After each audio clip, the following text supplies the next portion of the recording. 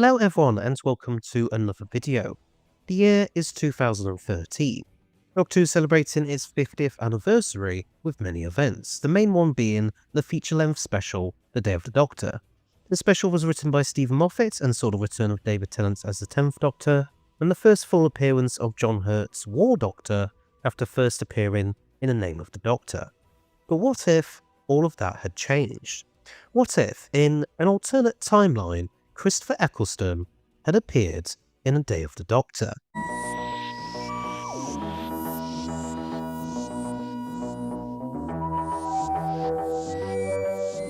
Before we properly get into the timeline, I should point out that Christopher Eccleston did come extremely close to appearing in A Day of the Doctor. He had several meetings about it with then showrunner Stephen Moffat. Moffat didn't really expect him to go for it, although at one point Moffat got the impression that he might just maybe accept. But ultimately, Eccleston did indeed turn it down, with Moffat eventually deciding to create the War Doctor to fill his place, after the BBC wouldn't let him bring back any of the other past Doctors. It's also worth remembering that the reason Eccleston left the role back in 2005 was due to some fallings out with showrunner Rusty Davies and executive producers Julie Gardner and Phil Collinson, and Moffat, of course, was aware of all of that. Now, with all of that out of the way with, let's get into it. In order for this timeline to work, Eccleston would have to agree to return for the special after being assured by Stephen Moffat that nobody from the previous production team would have any involvement with the special, which I believe would have indeed been the case at the time, unless I'm mistaken. Feel free to correct me if I am mistaken in the comments. So how would all of this affect the final episodes of Matt Smith's era and The Night of the Doctor? Well, they probably wouldn't be too different outside of some dialogue. I mean, I can't see why we couldn't still have Paul McGann return for Night of the Doctor. However, because the War Doctor wouldn't exist now, this would mean that 8 would regenerate into 9 at the end of the minisode, and 11 wouldn't be the 13th incarnation overall. So they would have to deal with the regeneration cycle issue in The Power of the Doctor instead, or Twice Upon a Time if the Stolen Earth regeneration was still counted. This would also affect the Big Finish War Doctor series, which would now be 9th Doctor box sets, with Nicholas Briggs voicing the 9th Doctor, unless Eccleston decides to reprise the part for Big Finish from 2021 onwards, just like he did in real life.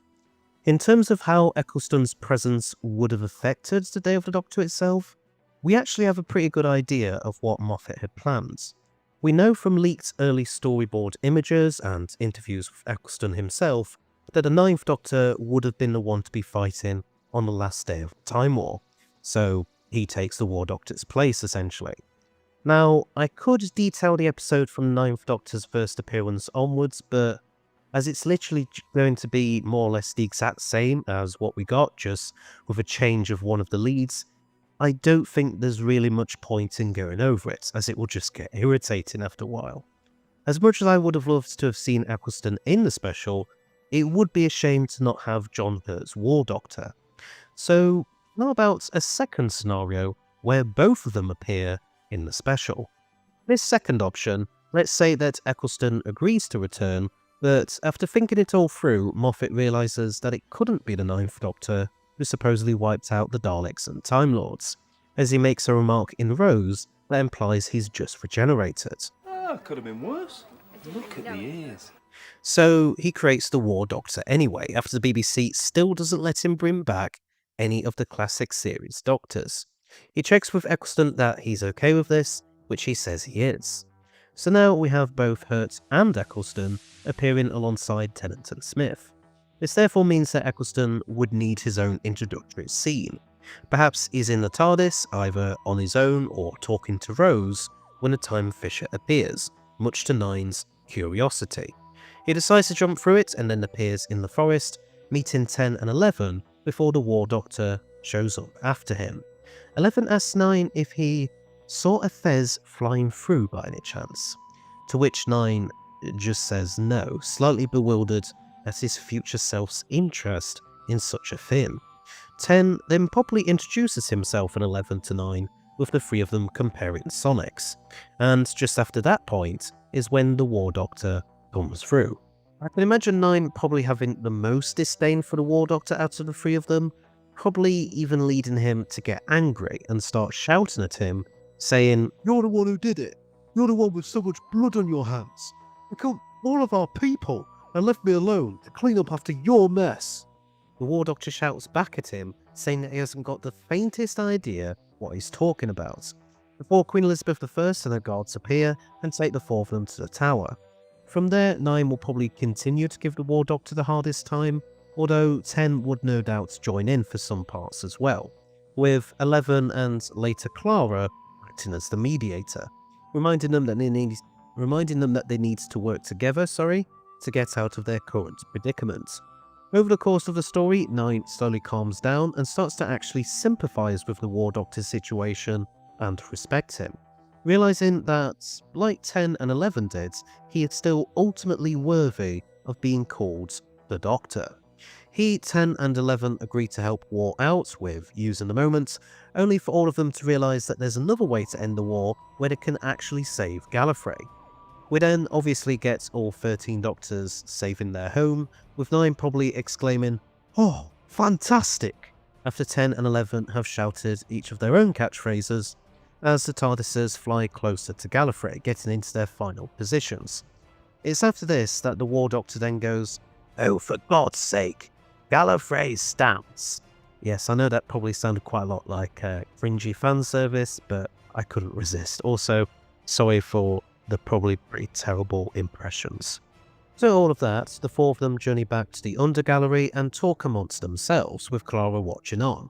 They then each make their farewells, with War, 9 and 10 departing in their TARDISes back to their respective time zones. And since Eccleston would now actually be there on set with Hurt, Tennant and Smith, we'd probably see War's regeneration into 9 in full, with the shots ending with 9's face fully appearing out of regenerative energy and maybe even saying his first words.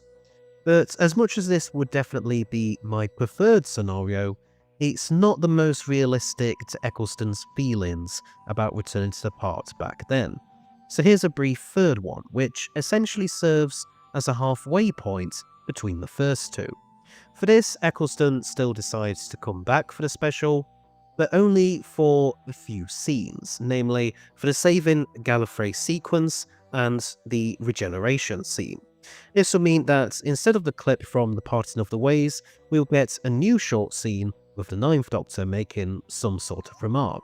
And then for the regeneration scene, it would basically be an extended version of what we got, with us actually seeing the 9th Doctor post-regeneration.